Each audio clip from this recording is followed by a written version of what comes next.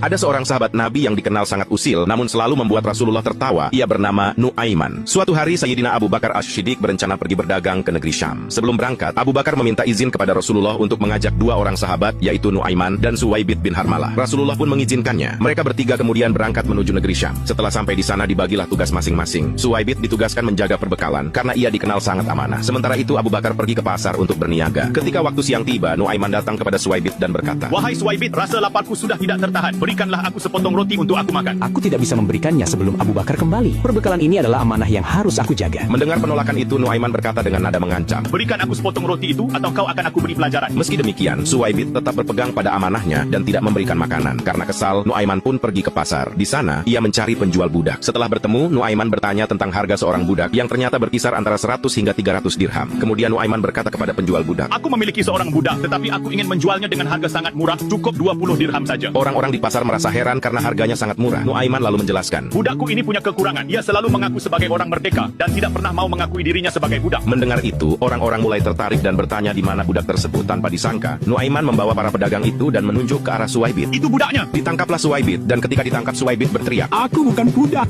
aku orang merdeka. namun orang-orang tidak percaya. Kami sudah tahu kekuranganmu. Kau memang selalu mengaku merdeka. Suwaibit terus berteriak, tetapi mereka tidak menghiraukannya. Ia pun dibawa ke pasar untuk dijual. Nuaiman menerima 20 dirham dari hasil menjual sahabatnya itu. Uang tersebut ia gunakan untuk membeli makanan dan minuman, dan ia juga tidak lupa membelikan hadiah untuk Rasulullah. Tak lama kemudian, Abu Bakar pulang dan mendapati Suwaibit tidak ada. Ia pun bertanya kepada Nuaiman. Wahai Nuaiman, di mana Suwaibit? "Sudah aku jual, wahai Abu Bakar." Mendengar jawaban itu, Abu Bakar tertawa dan meminta Nuaiman menjelaskan semuanya. Nuaiman pun menceritakan kejadian tersebut dengan jujur. Setelah itu, Abu Bakar pergi ke pasar dan membeli kembali Suwaibit hingga ia kembali bebas sebagai orang merdeka. Ketika mereka pulang ke Madinah, kisah ini diceritakan kepada Rasulullah. Saat mendengar cerita tentang Nuaiman, Rasulullah tertawa sejadi-jadinya hingga gigi geraham beliau terlihat jelas di hadapan para sahabat.